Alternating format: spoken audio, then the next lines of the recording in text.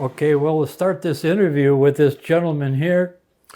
And his name is, fire away, Mr. James L. Jim Zigwide. So where were you born, sir? I was born in St. Joseph's Hospital, Arcadia, Wisconsin, October 26, 1938. Now we're here to interview about your military experience. You're an American Legion member, I see. Yes. So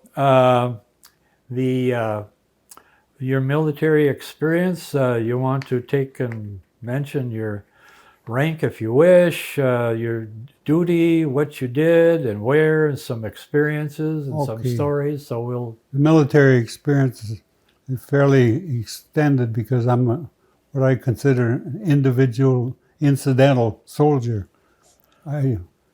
What's an incidental soldier? Well, because the reason I joined the National Guard was that at that time we had a 7-year military obligation as a result of World War II.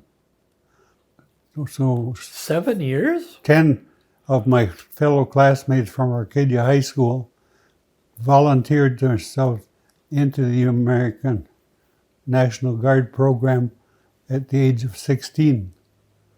Really? The reason being that we had to have that 7-year military obligation, so our parents had to sign for us, and then we became members of Arcadia National Guard unit, which at that time was made up of a lot of people whose names you'd remember, but not necessarily. So Okay, where was it, the National Guard place that you met in Arcadia? It was Arcadia then you joined, right? At the American Legion National Guard Armory, which is where Wright's business is now. Oh, it's right next to Darrington Lab on Main Street there. Yeah. That's the armory. Yep. Okay. Yeah. What was the building that was where the bank is? Was that military related or not? That was the old original one while they were in the process of building the new National Guard Armory. Ah, okay. It was later occupied by Pete Weaver's locker plant service. Really? Because in those years, most people still didn't have chest-type deep freezes. So those that wished to get the service would go to Pete Weaver, and you'd rent locker space. So when you butchered home beef, pork, or and chickens, you'd carry those products in to Pete Weaver, and he'd store them for you. Oh, okay. So that's where the First National Bank is now. It used to be the Arcadia State Bank, right? Yes. And above there was what was called the Old Armory, which was the dance floor that they would regularly sponsor local community dances and things like that. Oh, yeah. So that armory had 2 levels. Yes, it was a 2-story building. Oh, okay. Yeah, and then steps leading up, I can remember, were pretty old and pretty rickety, so they must have been there a long time. Yeah, I never got to see that. Hopefully there's some pictures of it in Arcadia Museum or something like that. Well, I'm sure that in the archives of the old Winona Republican Herald newspaper, as well as the Arcadia newspaper at that time, they both carried stories of ongoing activities of World War II for residents coming from Arcadia. Okay. So you had stories in those papers of who's entered the service of our country, who got killed in the service of our country, and there's quite a log of obituaries of people that were injured or had their name placed in the paper by people saying, well, so-and-so just graduated from high school and then he joined the Army, and so-and-so got injured or so-and-so got killed. So they had a complete log of things like that in the local newspapers all the time, because every family hung on the thought of whether or not one of their boys or girls Really? would be in the service.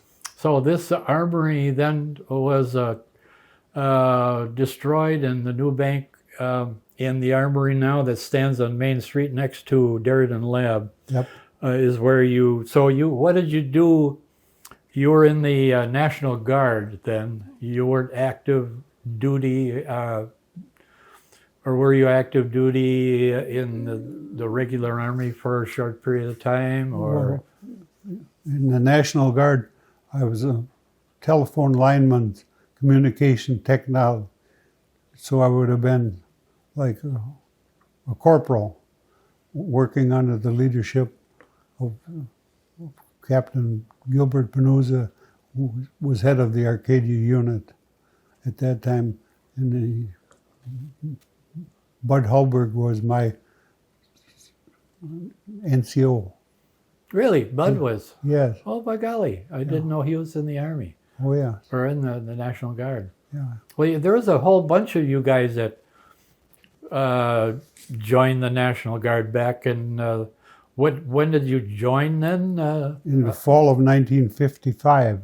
55. Yes. Okay. And then I graduated out of that in 1959 by virtue of the fact that I didn't want to re-up because they had changed my job assignment from being a telephone lineman to being custodian from the BOQ, which was the Bachelor Operating Quarters. And that was a duty that I didn't like because I was doing janitor work Okay. for the bachelor officers. Oh, for the. So when it came time to re-up, I had already extended my visits with the guards to three times past normal expiration date. Okay. So I refused to re-up until I had a chance to interview Captain Benuza. And when I asked him if he accepted my re-enlistment, would I be eligible to go back to doing that same duty the next year? And he said, "Why, sure, you did a perfectly good job. You didn't steal or take anything, and you kept the barracks nice and clean. So I'll be sure to put you right back into that job." And I said, "Well, then in that case, I'm not going back into the National Guard. So you'll just have to discharge me." So after they discharged me, then our Arcadia Guard unit, having gone to Fort Lewis, Washington for the crisis internationally, all of my friends in the National Guard that were still active, they went west to Fort Lewis, Washington, while I stayed home. So I turned around, volunteered draft in April 1963 into the regular United States Army, went back through basic training again, and was assigned the duty attached to 25th Infantry Division, Bangkok, Thailand. Oh. But the Second 8 training was going to take place at Washington, in Honolulu, at the division headquarters. So my boots never left Hawaii, but I was assigned as a regular Army division postal clerk at division headquarters. Oh, in Honolulu, Hawaii, or at Yeah, Fort. yeah. What's the name of that place there? I forget. Well, it was the APO 25 headquartered at what's Pearl Harbor type station. Okay. And my mail would be delivered from the division post office to my little postal unit in the division headquarters. And I had to distribute the mail for all the subdivision within division headquarters. Okay. So that sounds like a pretty good duty, if you ask me, to go to Hawaii. It was a good fortune that I had when I went through the GED testing, that they said that my available assignments would be Army personnel for typing, which I hated, and I said no. Okay. Second was, would I like to be a chaplain's assistant? And I said, well, I admired the position, but I didn't think I wanted to do chaplain's. Then you had the USO. Those are the military groups that organize Bob Hope type shows Yeah. for the troops, soldiers. The other one was being a regular post office duty clerk. And then I was issued a stamp stock of 15 by 15 inches, and then we were subject to audit every month, or in the case where you were a penny short, they took it out of your pay. If you were a penny long, they took it away from you. So it was audited every month, and it was excellent duty. But in that duty, I found out that only in the post office are you free of military rank, because it's first come, first served under the United States Postal Service. And Okay. you wouldn't have this situation where officer would come and bump other people out of the line like they did every place else. Once you were a postal clerk, it carried that level of attitude that the military placed so much importance on the mail being delivered to the troops that you even had bumping rights up to a full bird colonel when you flew things around from one station to another in the post office airplane. Oh, really? Yeah. Okay. So you didn't have a position, a rank then in when you were in the I was postal- just a U.S. Army First Class, PFC. PFC one Yeah. or something like that, Yep. or what do you call it? Well, that's interesting. So you were you discussed your duty and where you were, and that was in Hawaii for your stint. How long were you there? From June of '63 through August of 1964, so the better part of A 2 year. years. Or 2 years? Yeah. Yes. Okay. So Well, that's wonderful. Well, do you have any special stories about being there? Of course, in Hawaii or even before. You mentioned Captain Gilbert Venuza. yeah. What about Bill Brown? He was a captain as well, wasn't he? Bill Brown was in Arcadia National Guard unit with me, and he was promoted up to ROTC to become an officer. Oh, okay. I never followed up on his career after the National Guard incident at Fort Lewis as to see whether he continued that or whether he ever did get his officer's position. Yeah, apparently he was a captain, but that's why I asked. Yes. But because his name is up around the in the amphitheater and one of the plaques up on the ground up there, local officers or something like Well, that. we know because his presence in the Arcadia Post 17 is proof of the fact that he continued his military involvement long after Fort Lewis, Washington. Yeah. So you didn't get involved. You didn't have to go to Fort Lewis. I think that was the Berlin crisis, I suppose, huh? I think so. Back in that They time. were supposed to be to protect the western flank, Washington and Oregon, and Yeah, I think it was down to San Francisco, or no, what was the name of the fort that they were at in Fort Lewis?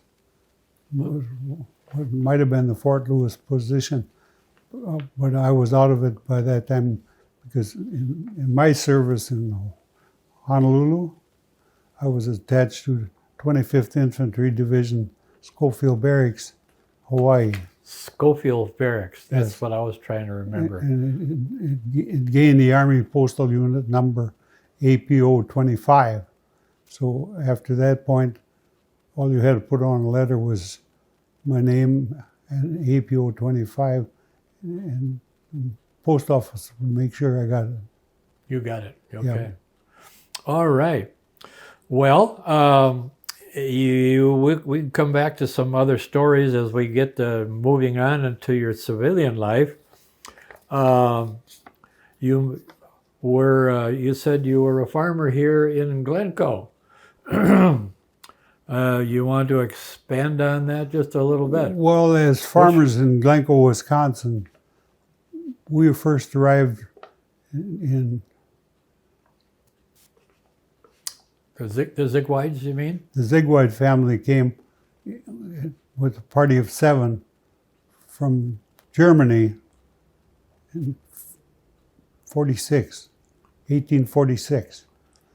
Got to New York, then took the Erie Canal out to Buffalo, and then from Buffalo went northwest in Lake Erie to Ontario, then down from Ontario into Lake Michigan, then down to Milwaukee, then back to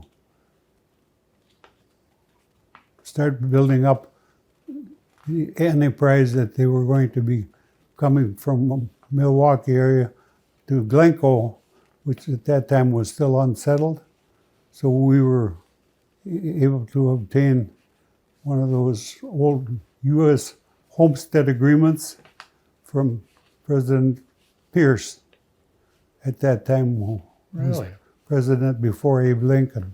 Okay. And we've been here ever since. So I guess the name Zigwide means peasant, goat herder, So you're a goat herder goat farmer. or goat farmer. Okay. It was an agricultural class farm peasant, realistic. Okay.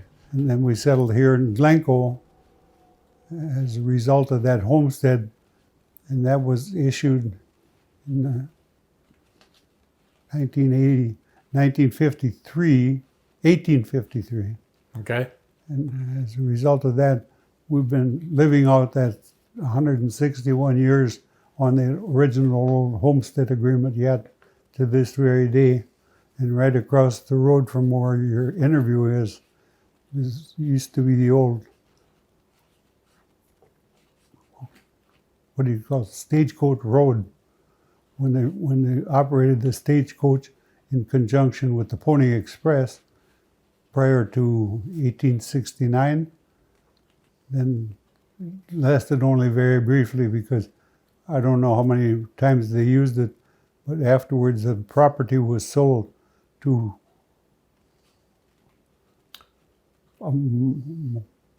Momsen family.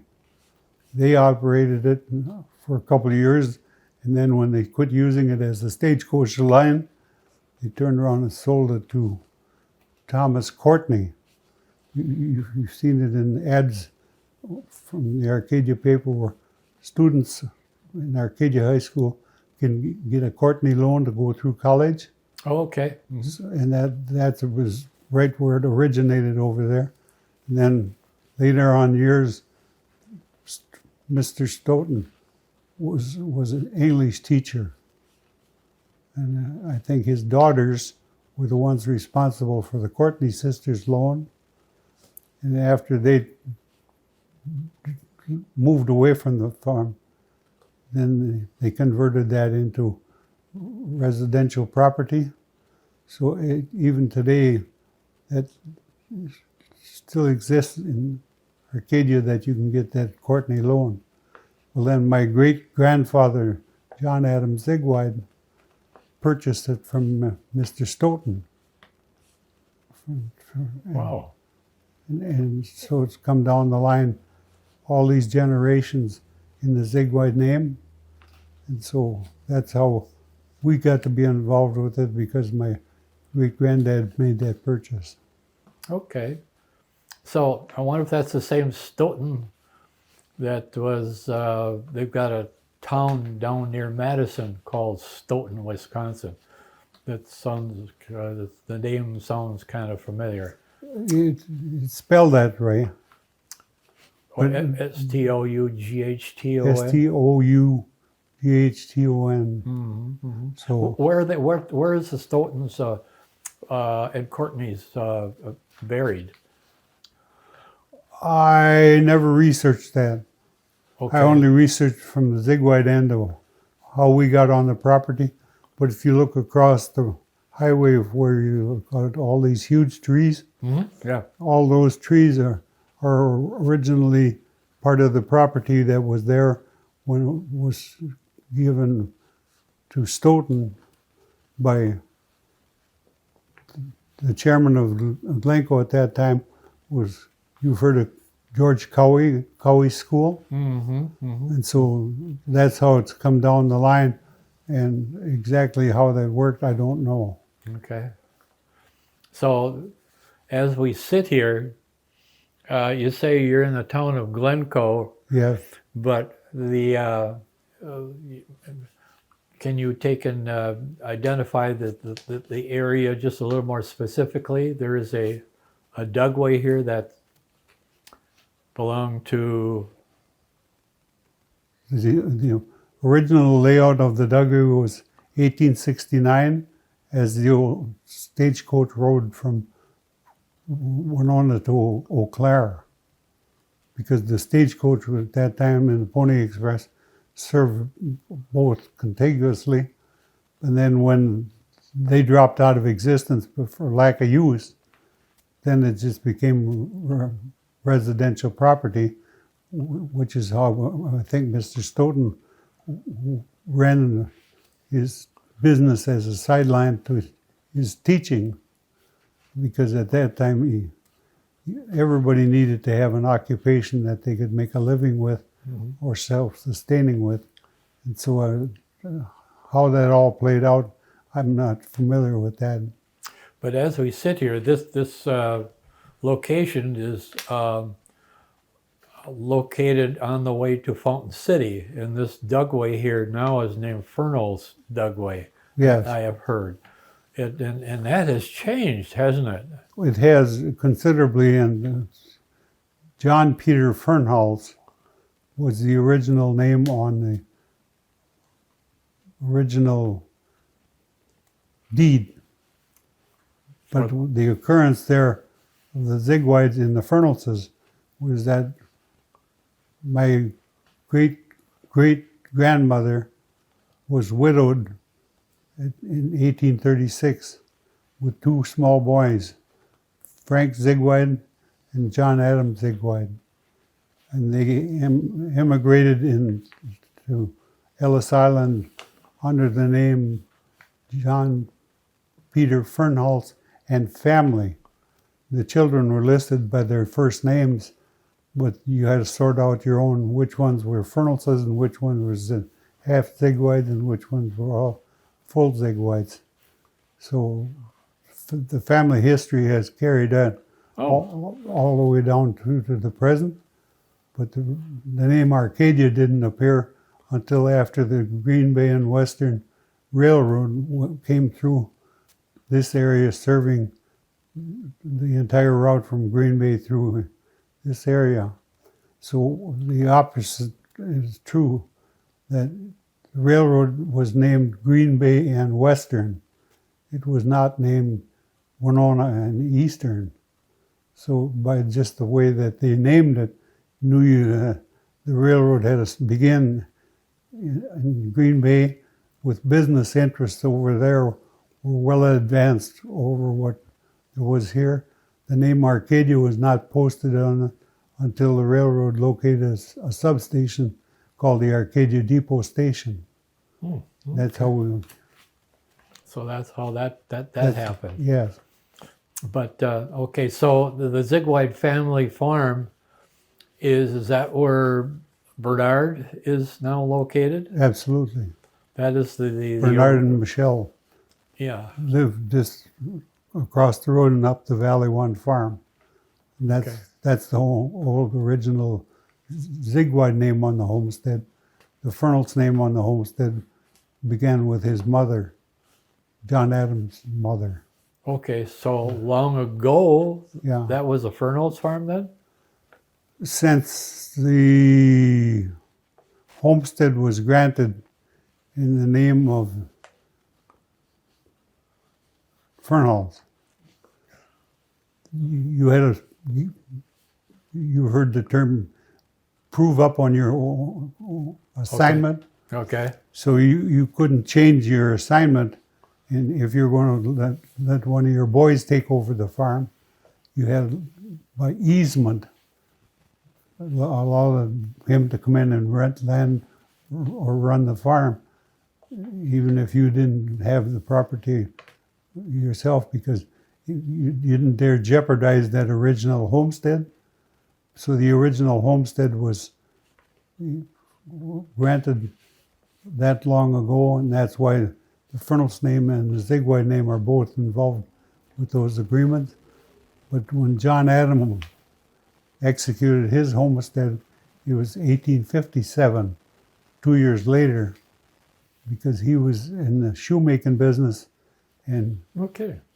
successfully apprenticed out of shoemaking. So he had his own shoe building company and made 300 pairs of shoes for the Union Army in 1860. Really? So Where did he do that? out of his office in Milwaukee. Oh, in Milwaukee? Yep, and then they moved it up to Middleton, and then in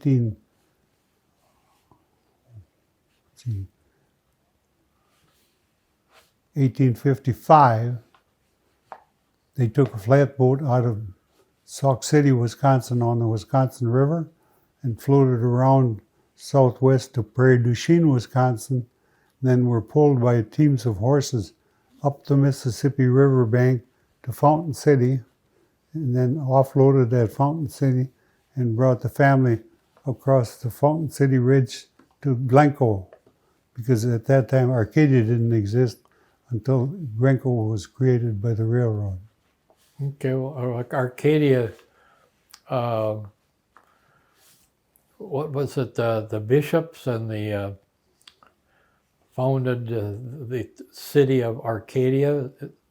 Well, many of the original names from the Arcadia area were like George Cowie, the Englishes, the Whelans, the Roderings, and so a lot of the names that are still familiar today would have been present in those earliest years. Who the leadership of Arcadia was at that time, I don't have any knowledge of that, but that is easily researched in the history of Buffalo and Trempealeau counties if one turns to the business atlases. Yeah. The you talk about the Fernalses and the Zigwides. I know up in the valley, just across the road, is where that's Fernals. Was it Dave or what's his name? Oh, Daniel and Daniel, yeah. Daniel and Barbara. Yeah. Yeah. So I didn't realize there was a connection between Zigwides and Fernalses then. That's how that family connection came about, was because of the marriage of several of these children when they came from Germany were mixed Zigwide Fernal. Mrs. had originally been Maria Magdalena Schulte Zigwide, then married John Peter Fernals in her second marriage, which is the reason why a lot of those names were kept separate. But even in the original, the housewife carried no legal standing. So they spoke German for the first 3 or 4 years when they came to America, completely independently, but they were big pushers for education and helped to get it established, the St. Joseph's Church of Glencoe, St. Joseph Cemetery, and so forth, because even today, I think that the original homestead on that farm where Peter and Betty Slesher lived was an original homestead belonged to George Bixel. And you see today you got Bixel Zarowski firms operating out of Whitehall. That's the same family. Oh, okay. Yeah. Well, it's interesting genealogy here. So you want to talk about your family, the Zigweid family. It's not Zigweid, it's Zigweid. Well, in Germany it would be pronounced like Triu, Siegeweit. Oh, it's got the E in the middle there. Zig is Z-E-G. That's the goat. That's the goat? Yes, the is conjunctive to go between the goat and the pasture. Weiden is a meadow area or a grazing area for sheep and goats. So Ziegeweit is the way the original pronunciation was. Oh. And of course, like most places, the longer you're in the area and the more people know you, pretty quick it's got into be Zigweed. So all the way through school I was Ziggy. Didn't matter the rest of it. Yeah. Your nickname, huh? Yeah. Yeah, I still refer to Bernard, as Ziggy at times, But, Yeah. But well, that's interesting. That is interesting. So, your family. Then, do you want to talk about your family? You're now on this farm here, though. This is on the southeast corner. Southeast corner, but this is, what was the farm that you have right just down the road here?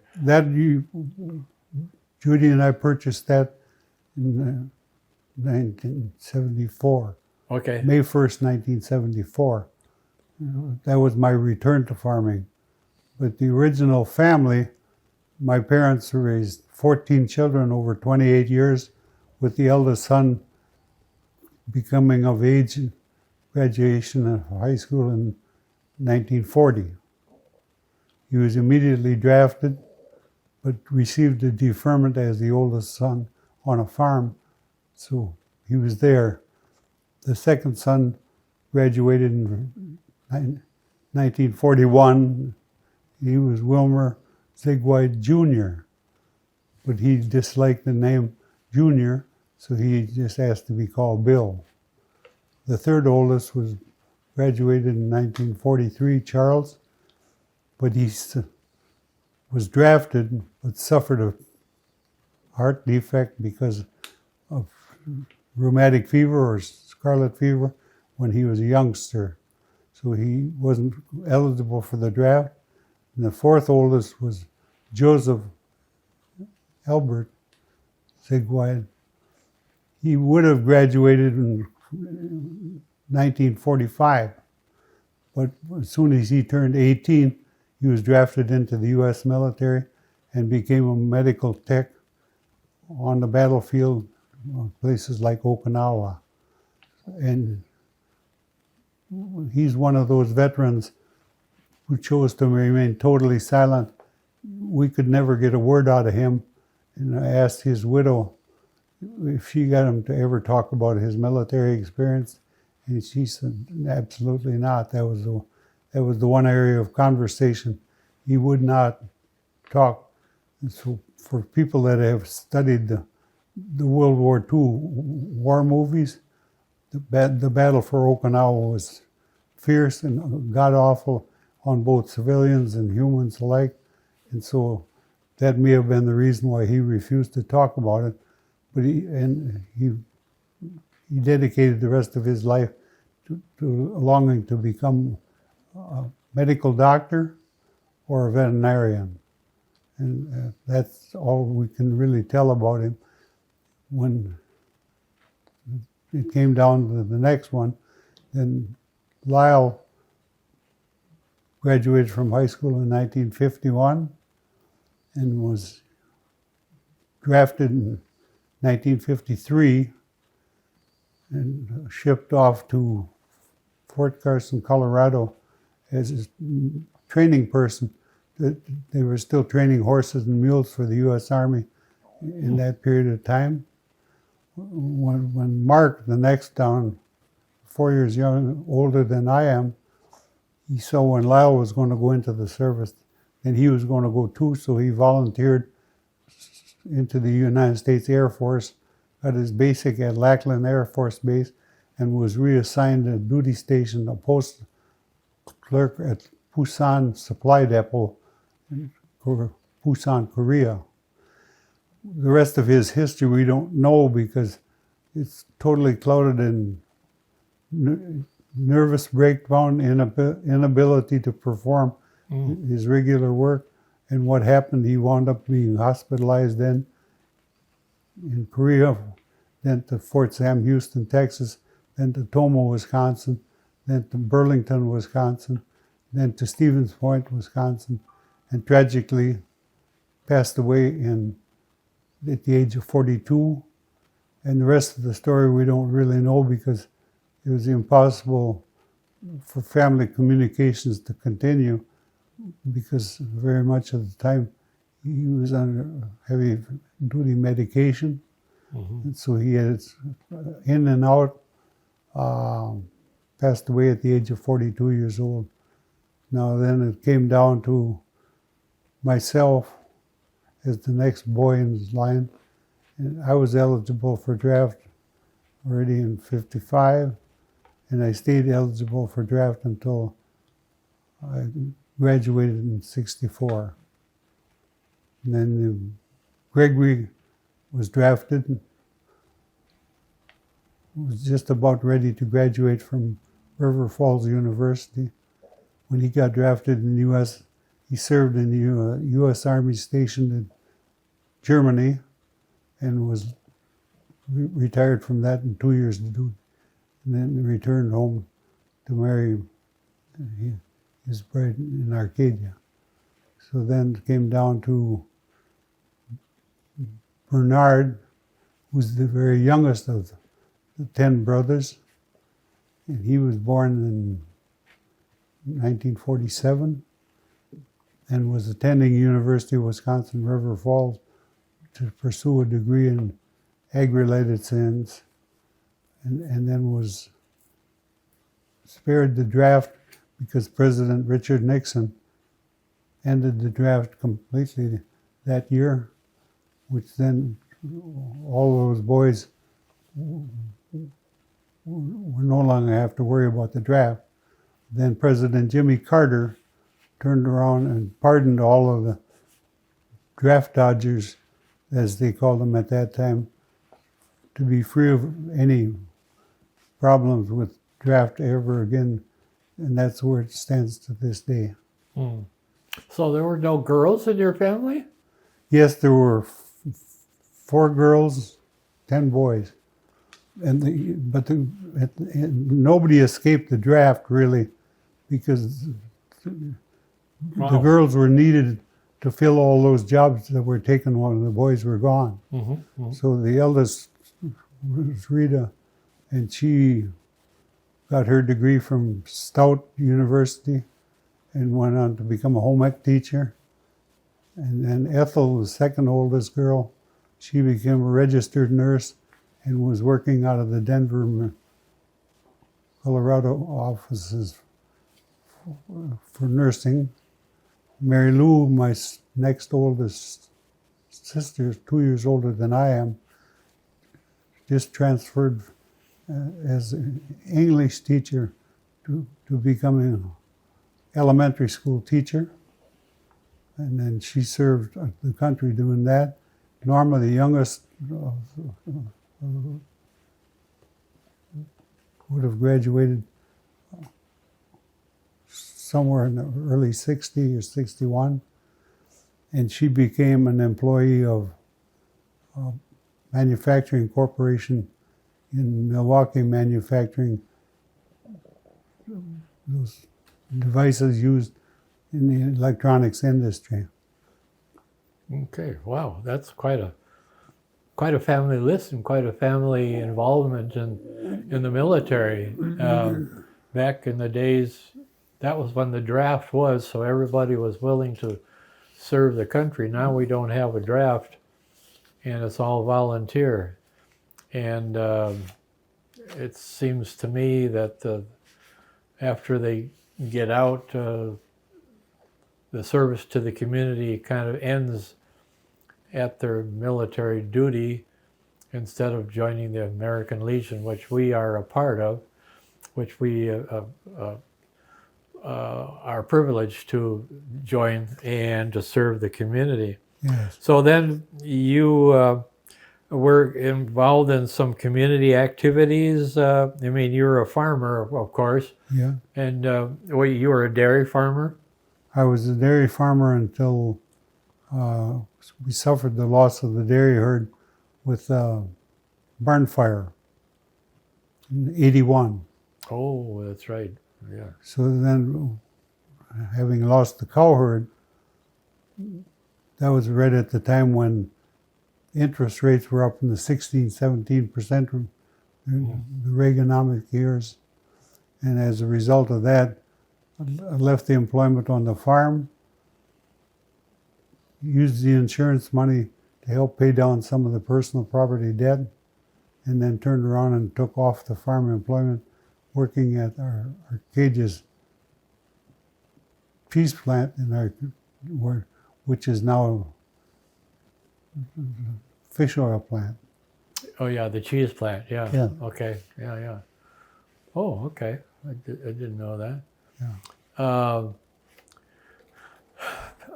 So then after that, you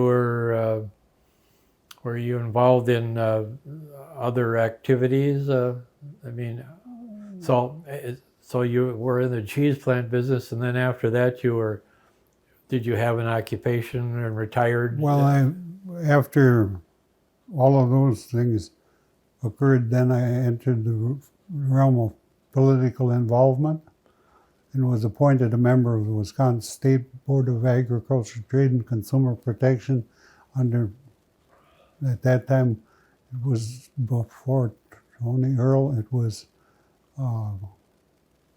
Lieutenant Governor prior to Tony Earl. And he appointed me to the Board of Agriculture in December of 1978. Following that, I served 11 years on that board, including one term as president of the board and one term as vice chair of the board, all the way through till 1989. In 1989, then I gave up that service and then turned to running for political office. So beginning of the campaign, 88, 90, and 92, I ran unsuccessfully for the position at that time held by Congressman Steve Gunderson.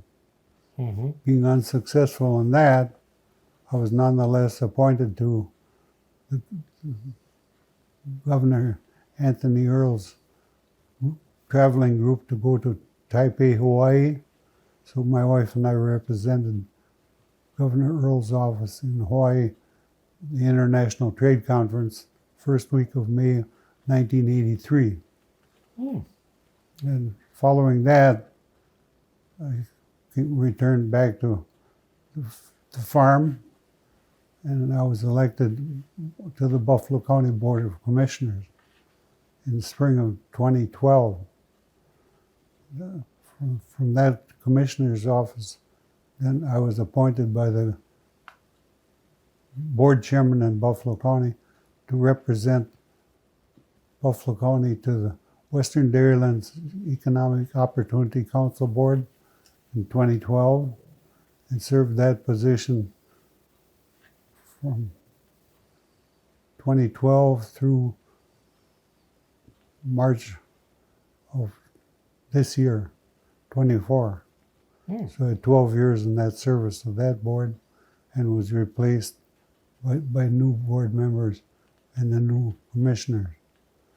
So Well, that brings us right down to where we sit right now. right now. Yeah. Well, you've been involved in community affairs for many years, and it's we thank you for your service. Besides, thank you for your military service, to be involved into our community activities. It's really important. So basically, let's see. Do you have any other military stories that you're to reminisce on? You have with your family and your community involvement and your occupation and genealogy have done a marvelous trek through life here, I see. And so I don't know if you want to, in winding up here, to remember any special activities in Hawaii or in other places. You mentioned your involvement or your family's involvement in service to our country, and we know where you're located here at the bottom of the Fernholz Dugway, and there's a valley named Zigwide Valley, right? Correct. Zigwide. Yeah. And the valley, I've been up there on a mountain bike. It's a kind of a tricky road. Oh, Getting to the Bremer Ridge. it offers its challenges. It's a challenge. Yeah, and of course, within our own family of 4 children, 8 grandchildren, and several of my grandchildren have received awards for things like entering the military contest for the Arcadia Legion post on behalf of her speaking ability, and won several awards all the way up to state level. That's right. James went all the way. Yeah. And I know Zoa went all the way too.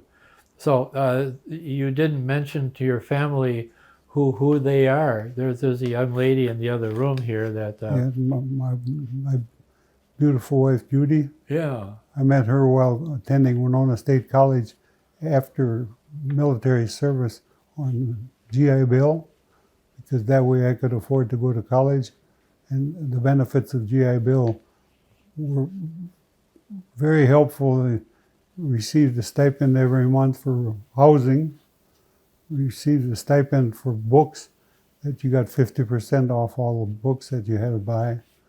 Really? You received another stipend that 1/2 the tuition cost was waived because of GI Bill.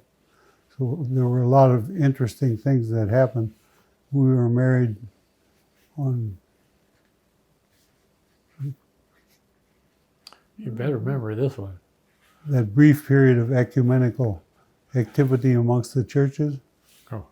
And so we were married at the Methodist Church in Winona and concelebrated by a priest from the Diocese of Winona Catholic Diocese. So we had the wedding ceremony in the Presbyterian chapel. We had a celebration afterward in the basement of the cathedral at Winona. Oh, what year was that? December 21, 1968. Aha. So we're now celebrating 50-some years of waiting to see if this is going to work out. Yeah, I suppose you better. Odds are better every day. Yeah. That's special. And your children, who are they? I think I remember having them. Well, Stephen is Boys and Scouts. active with West Dairyland Power Corporation out of La Crosse. Oh, Adam is busy with the farm work here because he runs and manages the farm work here on behalf of Debbie Kamla. that's right. We rented two. And the boys, I have both of those boys are in our scout troop. Yes, And you were a helper in the scout in Troop 64. that's right. And you went on a few trips. For one was a winter camp, wasn't it? To Ookpik. Ely, Minnesota. Yes. Ookpik. Yes. That's right. And Still my favorite badge. isn't that neat? It was a wonderful experience. Why did you like Oakpick? Or did you? Because it was an endurance test. And Stephen at that time had bad knees because he had suffered a lack of circulation in the kneecaps. Oh. And the greatest spectacle of courage that I ever saw coming from a 12-year-old boy when he put up with all the grief of that so he could enjoy the activities with the scouting trip. And we never ever forgot it because it was a great thing to do and great to be doing it together, but also because you got to do it with your own son. And then to see what he was willing to endure, going the extra mile. So when you see people today doing heroics in sports, and in particular in military activities, where they lose their limbs at the elbow or at the wrist, and then start out with a new prosthesis, re-enlist in the service, get right back on the horse and drive again. Those are the people that deserve the greatest admiration because they're overcoming the greatest obstacles. You bet. You bet. I was trying to pull out of you some of the interesting ideas of our winter camping. Yeah, Because we slept in igloos, right? Correct. We built igloos, yep, and there were no mosquitoes, no, and there weren't very many people. no, but the interesting thing was that you got to sleep in the tunnel of the igloo, and then you were the two reasons. We knew the boys would get overtired. We didn't want them walking in their sleep out into the freezing wilderness. So Yeah. the reason for a leader to be sleeping in that was to make sure you caught anybody that was getting out of bed to go to the bathroom or going for a midnight stroll while they're still sound asleep. And it was a responsible duty, not particularly difficult to do, except for the cold. And sleeping in that tunnel to the igloo was probably the coldest night I ever experienced in my life. Really? Yeah. I think as long as you're inside your sleeping bag, I think it was wonderful, to me anyway. So, the only thing was maybe just a little bit of a feeling of claustrophobia, because those igloos were about 7-8 feet high, and then you kind of dug them out. Right. And so there was room in there like in a tent, but that wall was pretty thick, so it was pretty quiet, But warm. It was about, I think we got down to about 3 below, if I remember right, on that trip. But anyway, so we had some good times with the boys, and there's two young ladies. Who are they? Your daughters. The eldest is Allison Rose Zigwide Wright. They live in Fort Myers, Florida. So right now they're experiencing some of the nasty weather, both in terms of heat and alligators and pythons and all the good things that the state of Florida has to offer. Mm-hmm. Besides the politics, huh? Yeah. We don't talk about politics. No, they don't. We don't talk about politics. No. Well, because when the family gets together, we've got some in every camp somewhere. Somewhere's around the world, huh? Yes, and so to just stay away from that, the old adage used to be, don't argue religion or politics because it destroys the family. And I think that's pretty much true. And what about Nancy? Nancy Winey, Yeah. she's right now at home across the road. And so she's preparing her boys for campouts. One of them who's going camping with his little buddy at the age of 10. And the other one who's going with military activities as a junior Air Force student and just received his bar for initial airman last night in Eau Claire. So he's preparing his next thing to get his uniforms and everything in a situation where he's got them readily available for his military style. And so he considers himself to be like a junior National Guard already.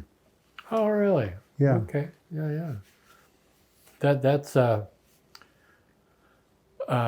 what's his name? Trying to remember his name. What's his name? Paul Winey? No, the boy that's Nehemiah. yeah, Nehemiah. Yeah. Nehemiah. And he's learning how to play the guitar, if I Yeah. remember right. Yeah. It sounds pretty good. And then so there's Nancy, and she teaches, she homeschools her kids, right? She's a homeschool teacher for all four. Right. Yeah. So, well, that kind of wraps up, unless you have anything else here. We've covered everything, your life when you were military, where you were, and some of the people you were with. Perhaps, I don't know if there's others that you might want to say anything about. Oh, But you are a proud member of the American Legion. You are you didn't say this about the American Legion. What you were a commander one year. well, the American Legion is one of the greatest organizations one could ever belong to because it not only teaches you abilities, it teaches you responsibilities for which you should take on the things that need to be done. And so every time Arcadia's ever been in a crisis, they've always been able to rely on the National Guard or the fire department or the city council members that put untold hours into things which never makes headlines in the paper, but are nonetheless important to the community for the good and the preservation of the community. Very fine statement. In other words, we still, as American Legionnaires, we still serve. Exactly. We still serve. We try to get that across to these young people that are in the military and leaving the military, that we wish they would consider that, because we still serve the community. So with that, I think we're going to sign off. So this is Todd Fetch with the Post-17 American Legion, thanking Jim Zugwide Yeah. for participating in this interview of his life as a military person in the community.